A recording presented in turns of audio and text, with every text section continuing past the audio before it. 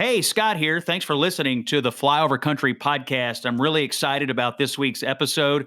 We have a great guest, one of my favorite political journalists, somebody I think really gets it. A man named David Drucker is here. You read him in the Washington Examiner and Vanity Fair and other outlets. Longtime Capitol Hill reporter, really has his finger on the pulse of what's going on in American politics. He has written a new book called In Trump's Shadow: The Battle for 2024 and the Future of the GOP. David Drucker joins us this week to talk about the possible candidates who could seek the Republican nomination for president. We'll get David's thoughts on whether we're going to have a crowded primary on the Republican side. Of course, Donald Trump is the front runner, and he is the 500-pound gorilla in the room.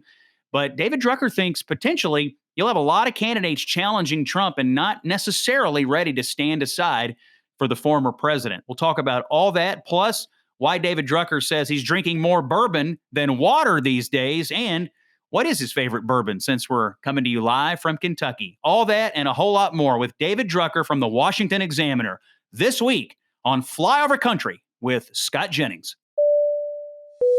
Attention passengers, we ask that you please fasten your seatbelts at this time and secure all baggage underneath your seat or in the overhead compartments. Flyover Country with Scott Jennings is prepared for takeoff. You're on the Flyover Country podcast with Scott Jennings. Thanks for being with us today, and it's my honor and pleasure to welcome to the podcast this week David Drucker, who's one of the best journalists in Washington, D.C. You can find him on Twitter at David M. Drucker. He is a senior correspondent for the Washington Examiner. He is a contributor to Vanity Fair and The Hive. He's previously written for Roll Call and the LA Daily News. He is on the show this week, though, mostly to talk about his new book called In Trump's Shadow: The Battle for 2024 and the Future of the GOP. David, welcome to the Flyover Country podcast. Hey, Scott, it's good to be back in Kentucky. Thanks. Yes, thanks for appearing with us here and talking to folks out here in Middle America. I followed you for a long time. In fact, your first one of your first DC reporting jobs was about the time I got to DC, and so I feel like you and I have tracked together for quite some time, and really have both experienced in different ways the changing of the Republican Party. I came in to work for President George W. Bush. You started covering politics there in his second term, and now we've really come a very long way, and culminating, at least at this moment, in this book you've written, fascinating, called In Trump's Shadow: The Battle for 2024 and the Future of the GOP. The first thing I want to ask you about this book, David, is that if you look at the pantheon of books that have been written about Donald Trump over the last several years, they're almost all negative. You know, it's almost all something to attack Donald Trump. And you went to a publisher and said, I've got an idea to write a book analyzing the Republican Party in the era of Donald Trump and thinking about what will happen next. Can you talk to us about what it was like to sell a book like that when virtually everything else we see on Donald Trump is just sort of hateful content? Yeah, sure. Happy to do it. You know, the impetus for the book originally started from reporting I had done throughout 2018 and 2019 about really what I thought was a developing shadow campaign for the Republican nomination for president in 2024. And, you know, I thought this was interesting. And Scott, maybe, you know, as a former White House political guy, you might think it interesting as well. Normally, my experience with ambitious politicians of either party, not that they do nothing, but usually they keep things at a very low level until the president of their party, if the president is of their party, has run for re-election. And then they win, they lose. But either way, the next day, everybody's free to start preparing for their own future in the White House. What I saw very early in Trump's term was a lot of activity that really had 2024 in mind. And because of that, you kind of had this real quiet but obvious competition between various Republicans who presumed, like we all did, that, well, either Donald Trump will run for re-election and win and be turned out in 2024, or he'll run for re-election and lose. And when you've lost, when you've been ousted from the White House, your party doesn't want anything to do with you anymore. And you just go away, because that's almost the entire era of actually presidential politics. Only one president has mounted a third bid for a second term and been successful. And that's Grover Cleveland back in the 1800s. So all of these Republicans were busy doing that. And I thought that that would be a really interesting story to tell because it was about people and competition. And then as I was talking to my agents, Matt Latimer and Keith Urban, really smart guys who had been encouraging me to write a book for a long time, and then proceeded to knock down every pitch I brought to them and told me nobody'd want to buy it, or, well, they might want to buy it, but only if you do it this way. And I'd be like, yeah, but I don't want to do it that way. And they'd be like, yeah, I know. That's why. Forget it. So I emailed this idea to them, and 10 days later, I've heard nothing. And I'm like, okay, there goes number 8. And I've no doubt that this one sucks too. And I said, well, I should probably email them again just in case. And it was right before the holidays in 2019. And they got back to me after the second email and said, no, this one we like. And as I started talking through the idea with them in greater depth, they helped shape it as telling the story of Donald Trump's impact on the party and how that might influence what 2024 looked like. And I just want to give credit where credit is due. And then I took the ball from them and really started to think about that. And when I started the reporting for the book, and I guess I should say to your question, we took it to some publishers and there was interest, and we landed with 12 books, which is a Hachette property, because they were in fact very interested about telling a future-oriented story about what the Trump presidency meant to American politics. And of course, my focus is on its impact on the Republican Party, but in our system, it's one or the other. And so really, so goes one, so goes American politics in some way, shape, or form. They were really excited about it, and we signed. And as I started asking these questions about Trump's impact on the party, I started getting answers that I didn't know I wouldn't get, but I didn't know I would get. So it really became this theme that tied all of the different stories and reporting about different potential candidates together. And in fact, I ended up, and we'll talk more about it, but I ended up really coming to the conclusion that Trump just didn't do things differently.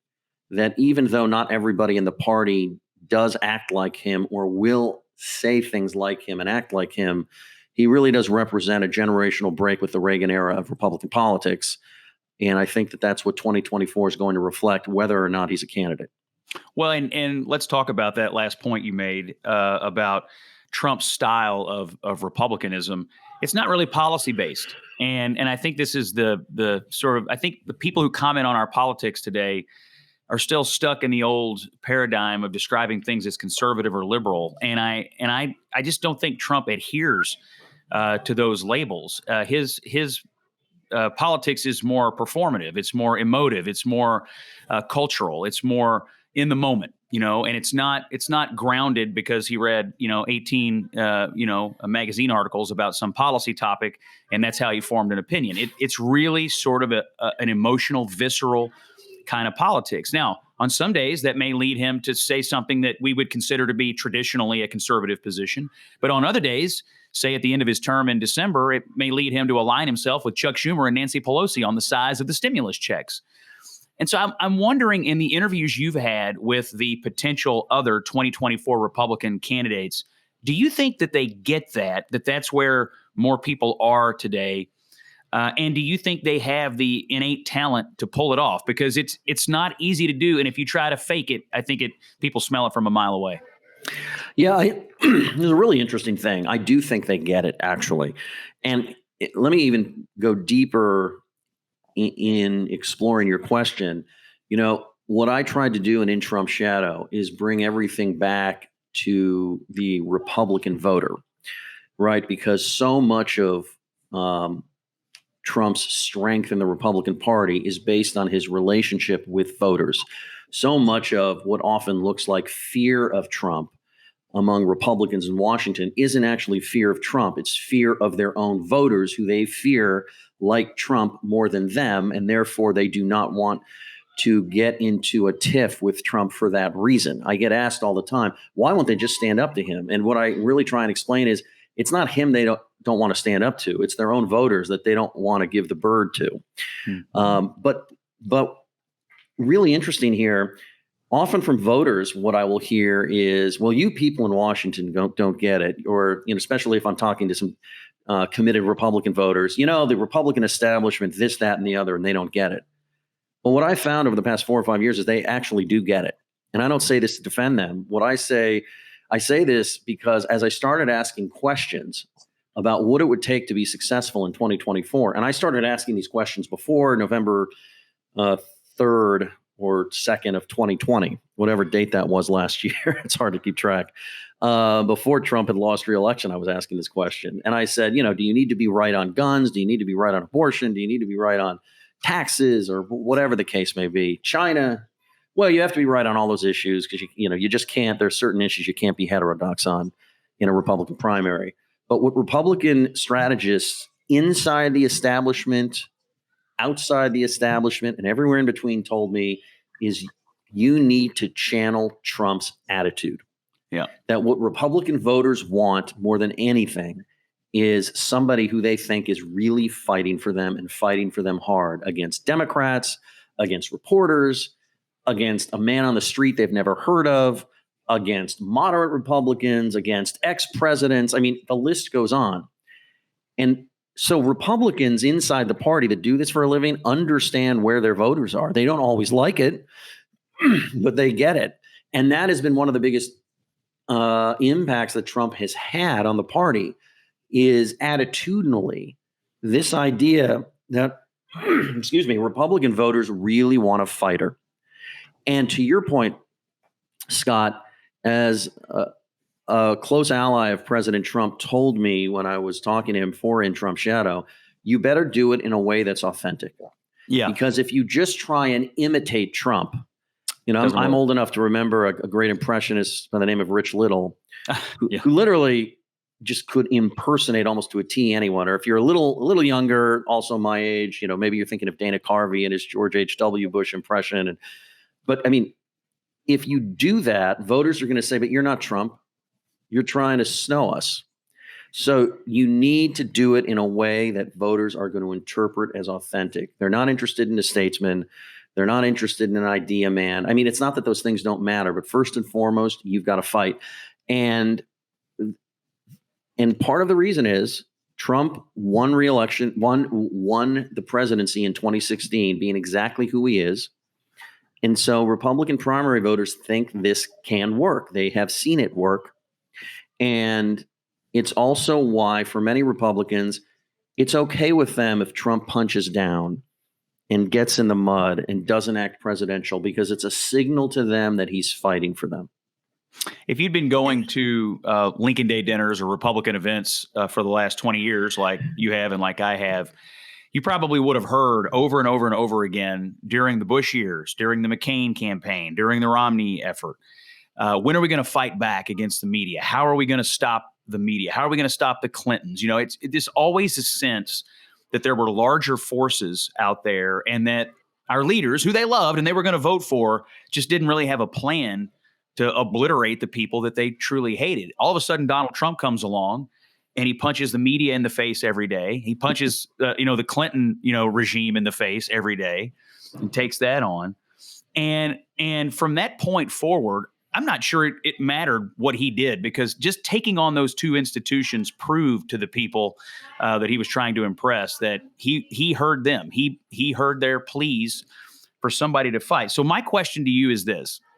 In a world where he doesn't, let's just hypothetically say he doesn't run, which, by the way, I personally think he's running. And if I were in his position, I'd run too, because it's the easiest campaign of all time, in my opinion, which we'll talk about. But of the people that are not Donald Trump that you interviewed and that you considered for this book, which one do you think most authentically is able to channel what's necessary to survive at this level of the Republican Party today?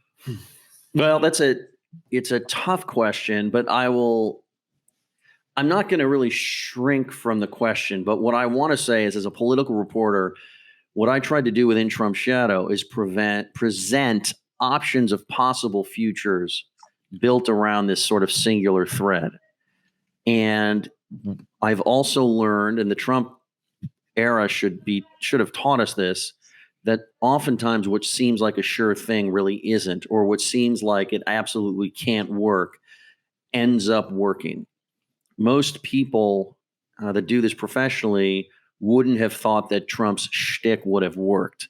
And certainly, I don't even think Trump thought he was going to win the 2016 presidential election. I think that was pretty clear in watching his victory speech the night that he was declared the president-elect in November of 2016. So let me present a couple of options, and there's a reason why I covered the various candidates in depth that I did. I think Mike Pompeo, the former Secretary of State, is running one of the most intriguing campaigns for the White House. Mm-hmm. I think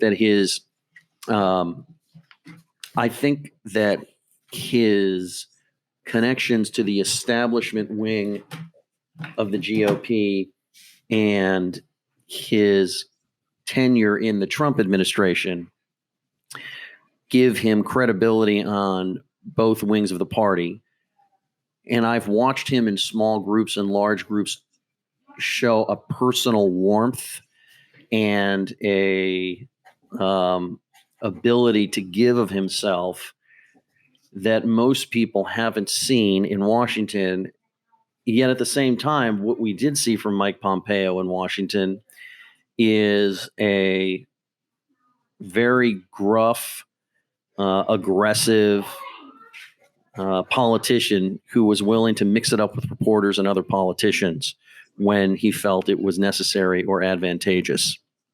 And so I think that he is worth taking a look at. I think somebody like Tom Cotton, the Arkansas senator, it would help if he could work on his personal charisma. But here is somebody who knows how to pick all of the right fights with the right adversaries when it comes to Republican politics.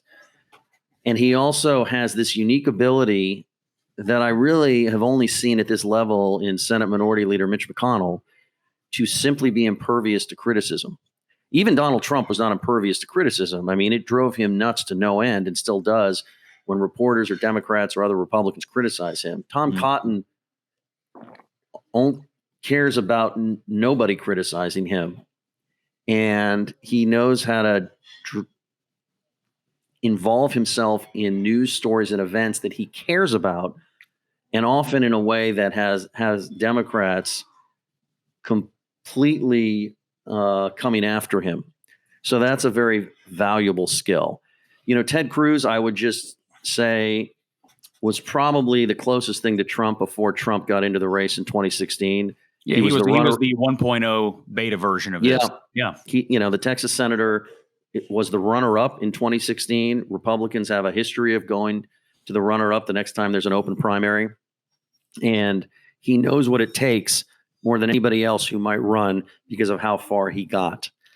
And he knows how to fight. His issue is, can he be authentic? Can he at least, or I should say, can he convince voters that he's not putting on an act? But he knows how to do it, and he's been there before. So you mentioned Pompeo, so those are some to think about among the 6 that I go in depth on. Right, and so Pompeo, though, I mean, having been such a loyal, staffer, for Donald Trump, it strikes me as hard to imagine where he would take on Donald Trump. And candidly, I think he would be intriguing in a non-Trump field. Cotton and Cruz, though, I was talking to a Republican operative the other day who proffered this theory that even though it might be unlikely that people like that could defeat Donald Trump, that there is a fear of the world passing you by if you don't run. And so for someone like Ted Cruz, especially, Cotton's younger, I think, but for someone like Cruz and maybe some others, you may just go ahead and make the decision mentally, well, I've got to get into this race no matter what, whether he's in or not. Because the world's going to pass me by. Of the people you spoke to, how many of them do you expect to make the race, whether Trump's in or out? Well, I think there's a good chance that it's going to be a lot more than people think. I mean, one of the points I've tried to make within Trump's shadow, and granted, it's a selfish point to make because I want people to read the book and find value in the book, and I think there is a lot of value in the book. But my reporting shows that Trump has not frozen the field. I mean, it's just that simple. The activity among Republicans who want to run for president is as robust as I've ever seen it. I mean, all you have to do is plop yourself down at the airport in Des Moines or Manchester up in New Hampshire and watch the turnstile go back and forth with Republicans that say, I'm here to help for 2022. And they are helping for 2022, but that's not why they're in and out of New Hampshire and Iowa as much as they are. They're all preparing to run. And I, in my reporting for In Trump's Shadow and since, have been told by Republicans in various orbits that Trump will have no bearing on what I do, and I will run regardless of what Trump does, as long as it's something I want to do. And I believe that they're sincere about that. And I think, to your point, in part, it's because, look, if Trump decides to run for a third term, it's for a second term, it's a third campaign for a second term. He's going to be older than Joe Biden going into this campaign than Joe Biden was going into the 2020 campaign. And I think some Republicans don't plan to run for president at that age. In fact, most of them don't plan to run for president at that age. And so if you're in your late 50s or mid 60s or late 60s, what are you waiting for? And maybe your takeaway from the Trump bid in 2016 is you never know what happens if you run. So I think what's important here is not whether or not anybody could beat Trump, because we've all seen the poll numbers. We know how well he's doing. And I think the poll numbers are accurate. But I think what's important is there are Republicans that have concluded they're not going to be scared out of a race because of it, because they never know what's going to happen. And you put yourself in a better position to be selected as the running mate, or you put yourself in a position to be the heir apparent if Trump hits 80 and all of a sudden he's got problems. Right. Look, he looks very robust and healthy, and he's Trump with all of his energy, but you never know. So for all of these reasons, I really think that you're going to see some people run. And so then the question is, did they learn the lesson of 2016, which is, if you want to be the big dog, you have to attack the big dog and not dance around him because you're too worried about angering his voters. One of the things that worked for Trump so well is he attacked everybody in that race. He attacked candidates he thought could beat him and candidates that had no shot of beating him. He attacked we here in Kentucky remember all too well him pummeling Rand Paul, on the end of the stage. And Rand was almost out of the race, and Trump would not spare him. Now Rand's become a loyal supporter, at least attitudinally, of Trump, but he savagely attacked folks at 1% and 2% in that primary. Correct. So I think you'd be surprised. I mean, I think Mike Pence and Mike Pompeo in particular are two veterans of the Trump administration that are looking at running regardless of what Trump does. And look, when I had Mike Pompeo on my In Trump's Shadow podcast, which is a companion to the book, I asked him, I said, I know you're not going to tell me if you're running or not, but if Trump runs, does that mean you won't?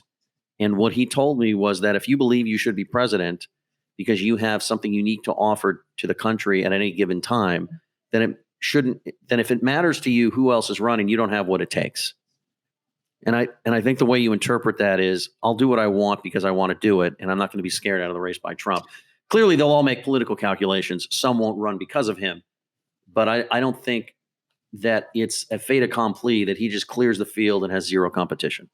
Yeah, it strikes me that Pence is, this is the last stop on this train for him, and he's got to run. And obviously, if he's going to do it, he's going to do it now. And by the way, I'm not saying this would work.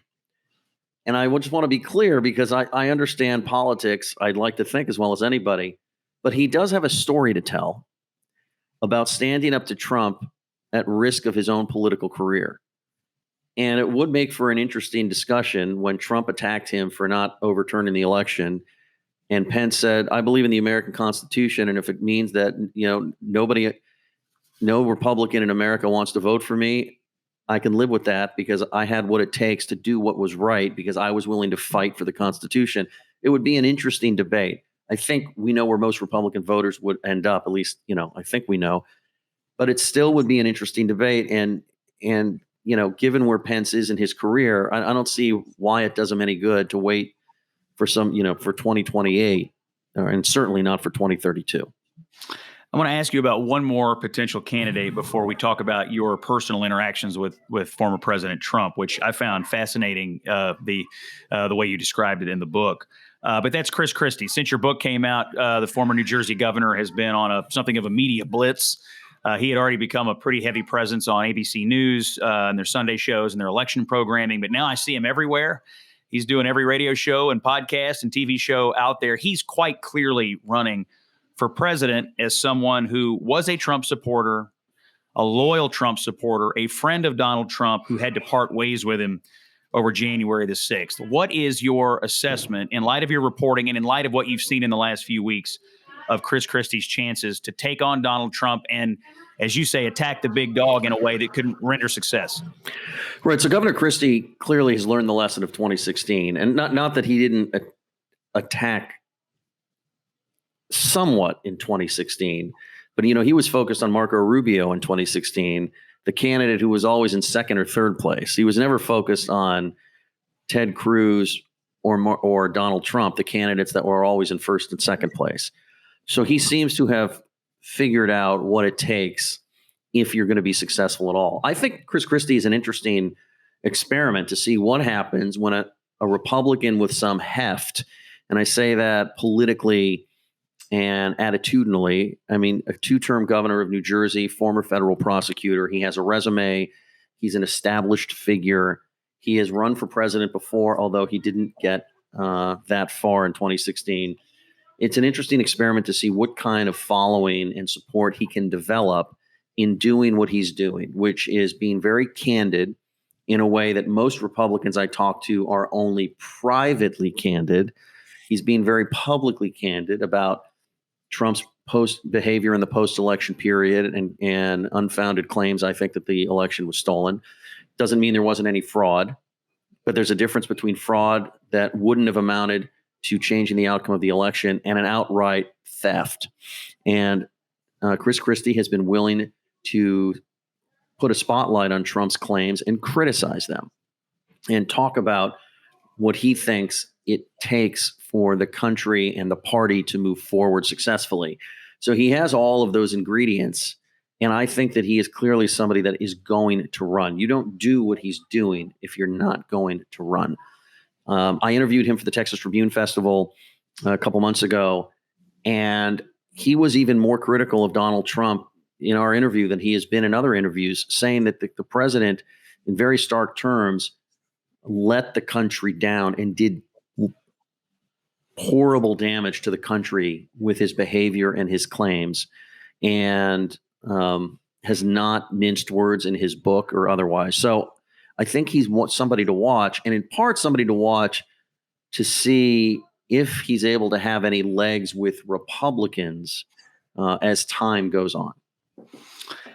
Let's talk about your interactions with Donald Trump. You got an interview with him, spent quite a bit of time with him, it seems like, and other people in his inner circle, it sounds like from your reporting.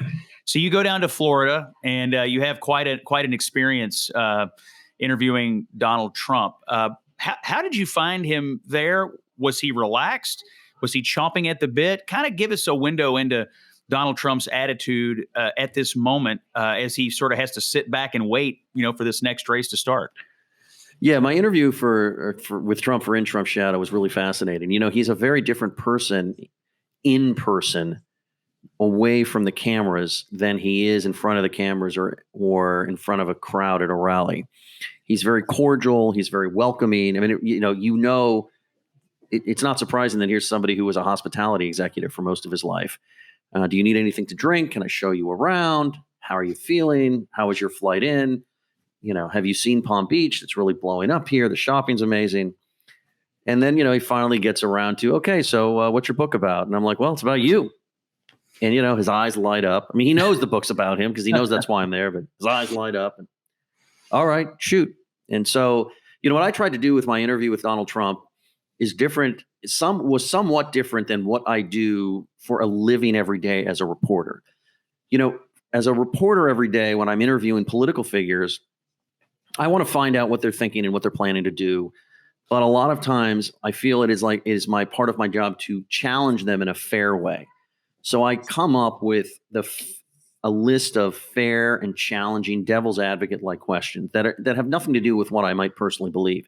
So if you're proposing as a Republican to cut taxes, I'll ask you a challenging question about how it impacts different classes of Americans or how it impacts the federal deficit, even though I could make an argument to a Democrat that it's the people's money, it's not the government's money, and everybody that works hard for a living should get a tax cut no matter how much money they make, right? I just switch it up.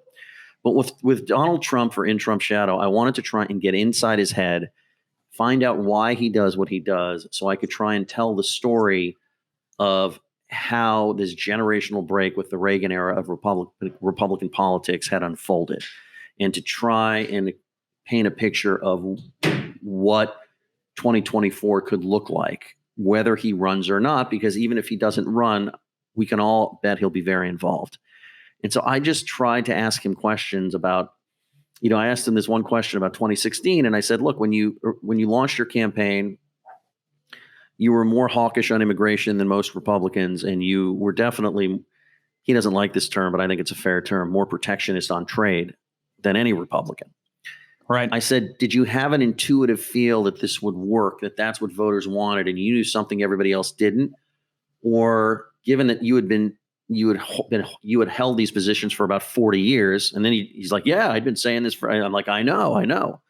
Did you just wing it and decide to go with it? And he's like, I didn't know if it would work. It was just what I believed. It wasn't very Republican, but it's just what I thought.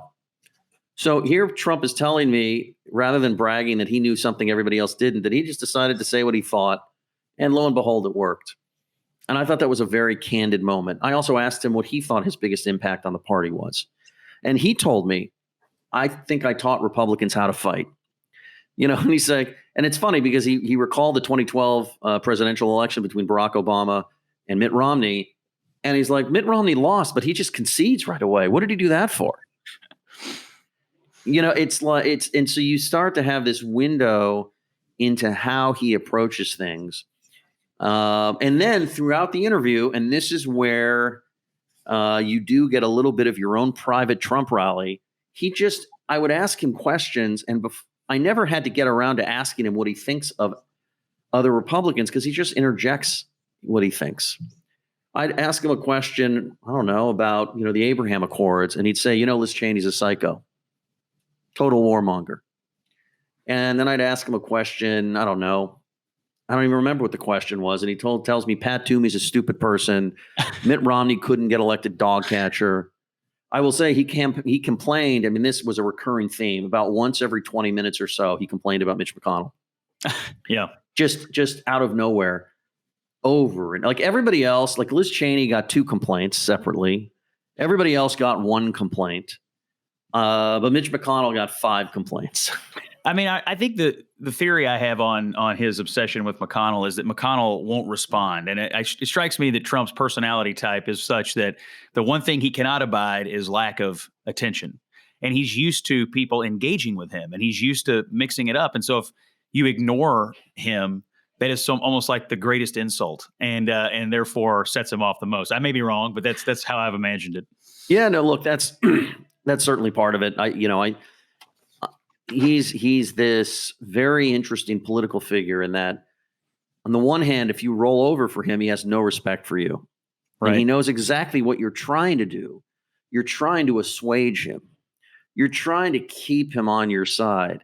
And he knows it. And so he uses it against you. I mean, it's like when I was a kid, and I mean like a kid, like 16, 17, and I had a crush on a girl, and the more I chased her, the more she toyed with me.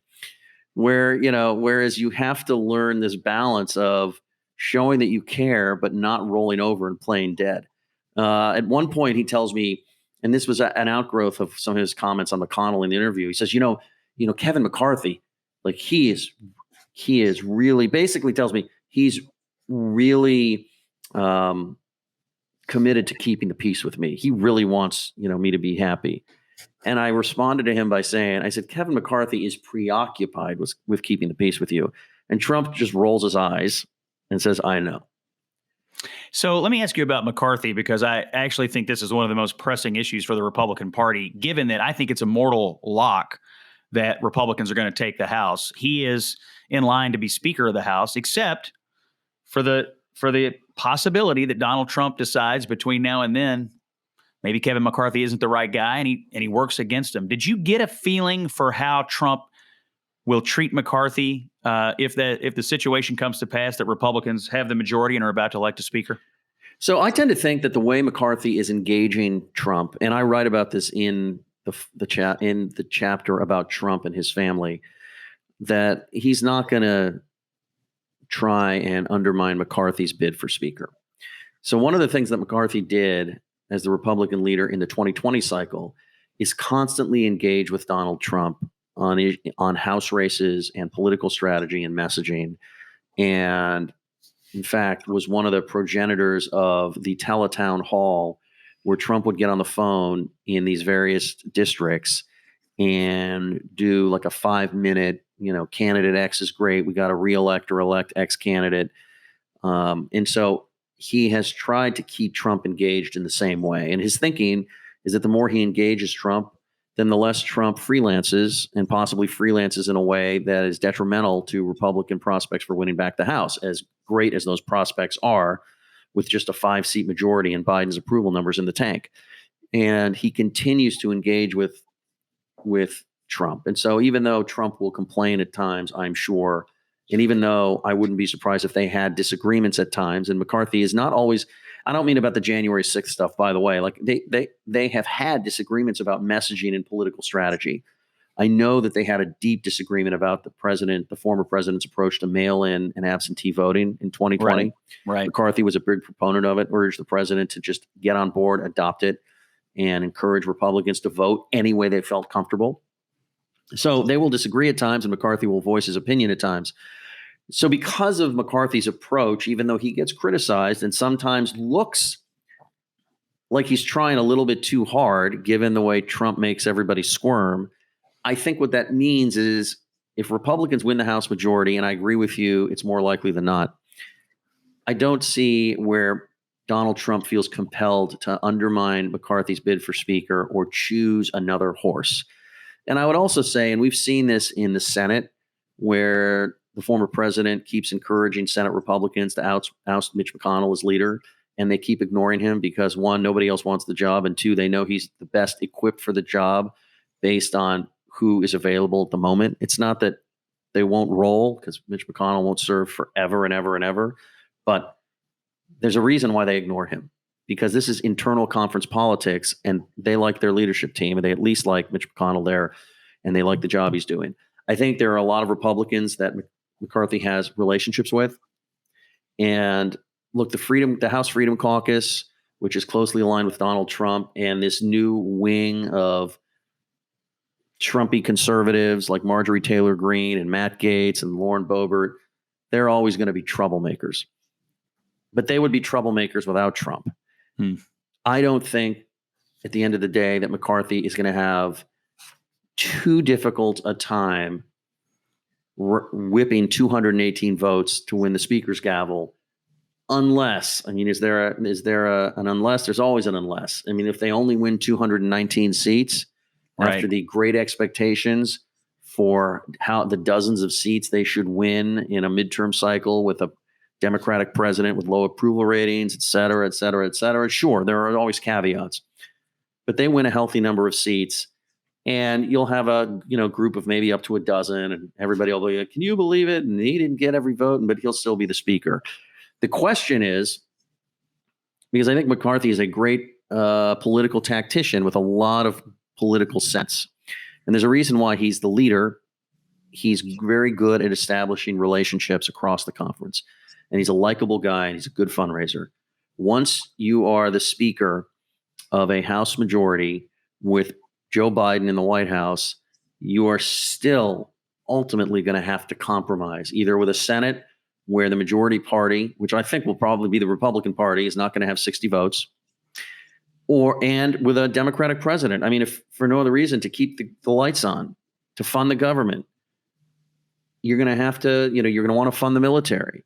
And as we learned from the Boehner speakership after the 2010 elections, he had a really hard time keeping people together for these simple things, let alone getting people to agree to incremental conservative reforms when you just can't run roughshod over the government. Democrats are having the same problem, by the way. We've seen this with, the infrastructure bill, where House centrists and House liberals in the Democratic caucus couldn't come together. And now on both sides of Capitol Hill, Democrats cannot come together over the president's big social spending bill, sometimes referred to as the Build Back Better bill. It's a reconciliation package that is not subject to a filibuster. So we've seen how hard it is when you have full control.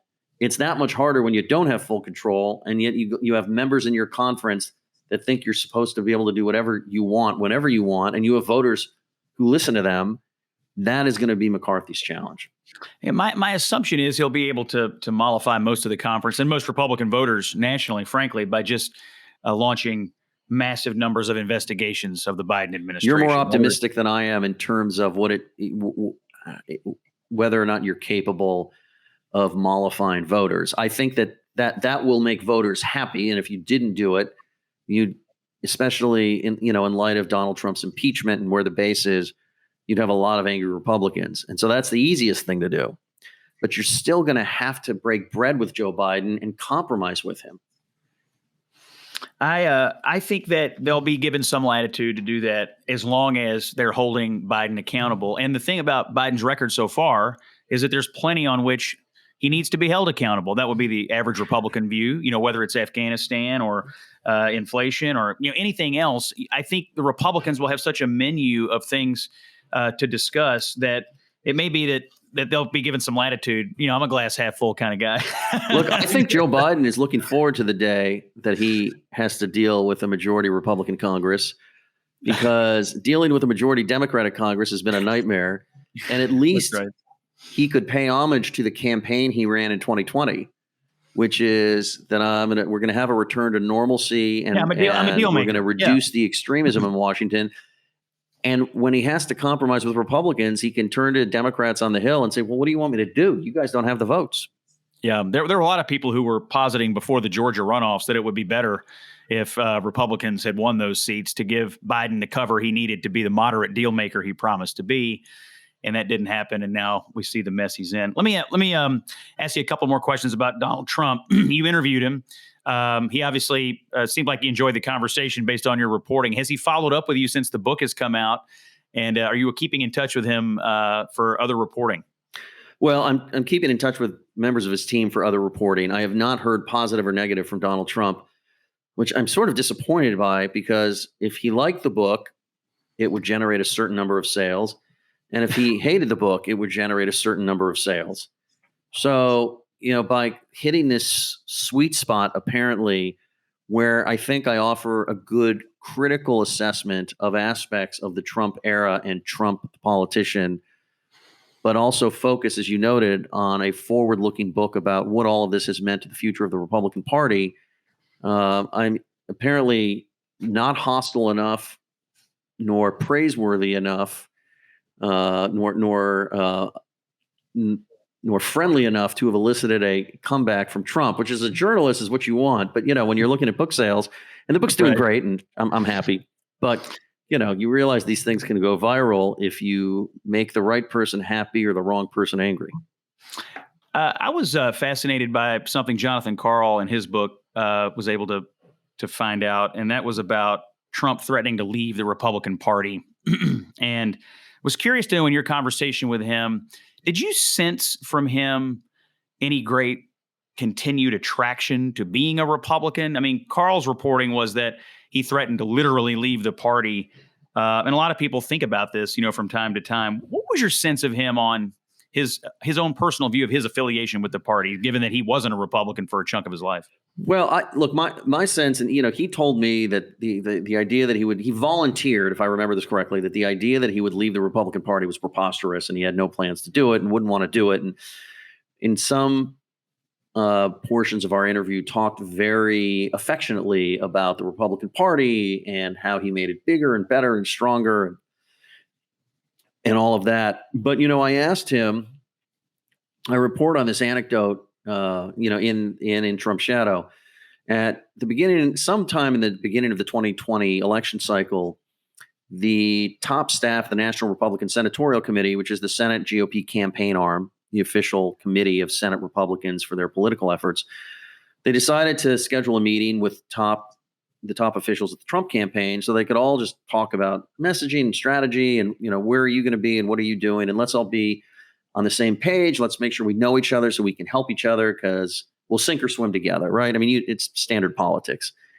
And so they head over across the Potomac River to the Trump campaign headquarters in Arlington, Virginia. from their Capitol Hill offices and sit down. And at some point, in the meeting, Brad Parscale, who was campaign manager at the time, tells the officials from the NRSC, look, this is really important. You cannot use Trump's image or likeness without our permission. And they were kind of like, what are you talking about? He's the president of the United States. He's the leader of the party. We're not going to write some fundraising email script and sign his name. I mean, we definitely, would get approval for anything we'd say in his name. But what?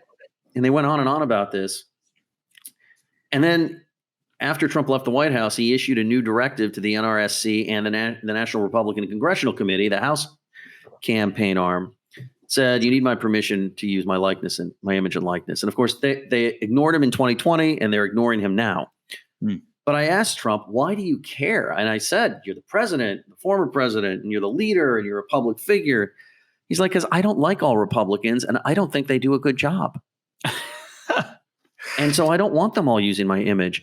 And so what I learned from that, what it reminded me of is, so many Republican voters over the last 10, 15 years in particular have developed such a dour, negative opinion of the party that they affiliate with.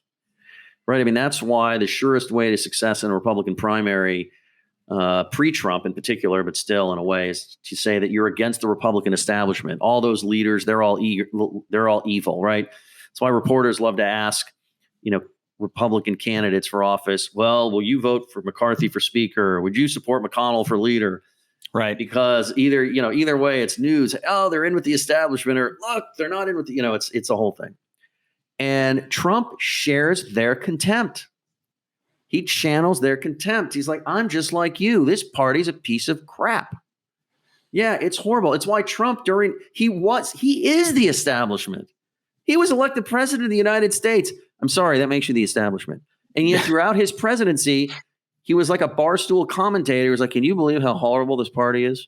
Can you believe how awful this government is? What a piece.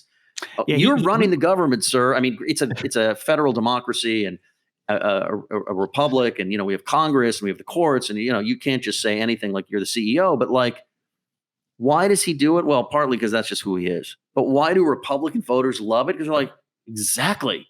He knows how bad it is. He's with me. So does he want to leave the party? I think he knows ultimately that he's stronger in the party because, look, if he actually left the party, Republicans, it would cause the Republicans an initial problem in the most immediate election and maybe the next election. And it might actually be very detrimental and damaging for several years for the party. But nobody would have to kowtow to him anymore. And I think what he does is he likes to let it linger out there. Yeah. Because it keeps everybody scurrying down to Mar-a-Lago to pay homage to the king. Now, I think Jonathan Karl's a great reporter, by the way. And I have no doubt, or at least is very logical to me, that in the immediate aftermath of him leaving the White House, he was threatening all sorts of things because I think he really does believe the election was stolen. I think he's convinced himself. Yeah. And, when I interviewed him, I said, wait a minute. I said, do you think that the results of the 2020 election could be undone? He's like, yeah. He's like, when's your book coming out? I'm like, October. It's like, if I were you, I'd hurry up. And he was like, he was kind of doing the Trump jokester thing there. But he looked at me point blank. He's like, yeah. He thinks it could be undone. And people tell him this. And remember, over the summer, we went through a period of reporting. And of course, I couldn't really do much. I had to hold things. Because, I wanted to be in the book, but we had this flurry of reporting from all over the place with Trump thinks, he could be, people are telling Trump he could be president by sometime in August. And the QAnon folks were moving around dates and it was all like fun and games. But Trump really believes this, that somehow they're going to find, the secret server in Hillary Clinton's basement again. And it's going to have proof that he really got 125 million votes. And, Joe Biden got 3 votes in 50 states. So that was the very interesting thing about our conversation. He did not seem to me to be somebody who was saying things for effect. He went off the record a couple of times, but never to say, look, but you have to understand. No, it was none of that. Let me ask you, as we wrap up here, David, about the media business. You've been a reporter for a number of years now. You've also done a lot of work on television, do a lot of radio, you do podcast work. And for this book, you even did the audio version, which is how I consumed it and listened to it. Wanted to ask you about the media business in general. First of all, how did you find the process of reading your own book? Was that a fun thing for you or not? And then the second question is, of all the things you're doing with writing daily stories, and now you've got a book and the other content you're producing, which of it actually is most fulfilling to you? Which of it appeals to you the most professionally? Really good question. Well, let me just say first, writing a book, I learned, is the hardest thing I could ever imagine doing as a writer. So the process of reporting and writing the book was extremely cumbersome and scary and difficult, and often didn't feel fun at all, but it felt very fulfilling. And for that reason, I would do it again, because the body of work that you end up with is so personal and so detailed. And it's the kind of thing you can almost never do in a daily story. Political columnists may have a different feel about this, because every day it's much more of their personal analysis and personal voice. But I was able to tell the story that I saw through deep reporting and tell it the way I wanted to tell it. And so I felt very fulfilled by that. Recording the audiobook, I have to say, was just very, very grueling. And it was at times a grind. You have a director in your ear and a sound technician in the next room also in your ear. The microphones are extremely sensitive, to the point where I had a pillow over my stomach for most of the 25, 30 hours it took me to record, because it would pick up like my stomach growling because I was hungry. Wow. And some of the sentences, you're hearing me say them once. I mean, there were some sentences where I did 10 or 15 takes. Either I missed a word, I transposed a word, I something or other. So it was right. It was a very eye-opening process, and do they finished stop product you is great, but it was you in work. the moment? Do they stop you in the moment, or do they let you finish up the page and then you have to go back and redo the whole thing? Sometimes both. Like sometimes they'd stop me right in the moment. Other times they'd say, "Okay, let's go back." And so it was a very technical and demanding process, but I'm really glad I did it. They told me, there was a part where I said, how much inflection can I put into Trump's quotes? Because, I'm not an impressionist, but he's got this kind of way about him. And so they're like, well, look, don't do an impression, but you can add some inflection. So I don't know if people are going to see this, right? But the way I got myself in the right frame of mind to do it, and this was mostly in the first chapter and the 9th chapter, is every time I was reading a Trump quote, I'd have my hands doing like kind of he does at a rally, where he's kind of holding them off to the side and going back and forth with them. So it was fun. You were getting into character. You were getting right. You're like, you were in character. I was kind of in character. And I've done this in book talks where, I'm trying to explain, what it was like to talk to him. And, it'll be like, Pat Toomey, he's a stupid person. And, Larry Hogan, have you looked at him? I mean, it's just, it was kind of, he says these things that are really mean and impolitic and beneath a former leader of the free world, but it is funny sometimes. And it is interesting and different. And in some ways, his transparency is fun to cover. Now, the implications for his behavior can sometimes be extremely serious, and I try not to forget that. They're serious to the people who support him and serious to the people that don't support him. But sometimes in the moment, you're just dealing with this it's like a bizarre political figure. It's like something out of a movie, right? I mean, I remember watching the movie like 20, 30 years ago, Bulworth with Warren Beatty, right? Which is about a politician who decides to just start saying whatever the heck he thinks, politically incorrect things. And I'm watching this movie at the time going, okay, this is kind of stupid because it just couldn't happen. And I know that's who he is. He's Bulworth. All right, David Drucker, thanks for being with us. I want to wrap this podcast with our famous lightning round. So these are one answer or short answer questions for you, and we'll start the clock. You grew up on the West Coast, and you've spent a lot of life on the East Coast. Which coast is best? I'm an East Coast guy, as it turns out. Nothing bad to say about the West Coast, but I just have really taken to the East Coast, although the summer weather is horrible. You have, obviously, as we discussed, interviewed Donald Trump. If you could interview any president in history other than Donald Trump, who would it be and why? Living or dead? Living or dead. Well, it's a cross between George Washington and Abraham Lincoln, just because they were so monumental. George Washington sort of set the template for what American presidents and presidencies were supposed to look like. And it wasn't a bad template at that. And Abraham Lincoln obviously guided the country through its greatest ever crisis. And I just, if I get to choose, it's got to be one of them.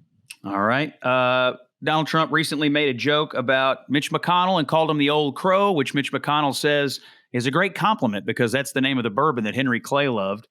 Does David Drucker have a favorite bourbon? My favorite bourbon lately is Jefferson's Reserve. Oh, yeah. It started during the pandemic, and I think I drink as much Jefferson's Reserve on a weekly basis as I drink water, which is maybe not so good, but I really enjoy it. You'd fit right in down here. Okay. All right. Greatest sports coach of all time, not named John Wooden. Oh, man. You kill me. You kill me. I did my UCLA homework on you. Oh, you really did. Tell you what, I'm gonna put it on the back burner. I'm gonna do the next two, and then we'll let you finish up with it. All right. What is your favorite movie? Well, my favorite movie over time is When Harry Met Sally, just because of the mark it left on me when I was still single and that movie came out. And I had never seen people honestly discuss relationships between men and women on screen the way the characters written by Nora Ephron did in When Harry Met Sally. What book is on your nightstand right now that you're getting through? Hamilton by Ron Chernow. All right. I just finished his book on Grant, which was amazing. Great book. Terrific. I listened to the audio version of that, which is also well done. Any upcoming travel plans? Are you going somewhere cool? So I'm in New York for Thanksgiving. I am headed to Michigan for a book swing, and I'm excited I get to finally get to Grand Rapids because I'm such a campaign nerd. I just like to get to different communities that I haven't been to. And then I have to see my in-laws in Texas, which love Texas, but I go all the time. Not a big deal anymore. But I'll be in Dallas and Fort Worth and a little bit of Austin. I am planning on getting back on the trail next year in a big way, which is going to mean a lot of Midwest travel. And I'm hoping to get out west for some interesting races.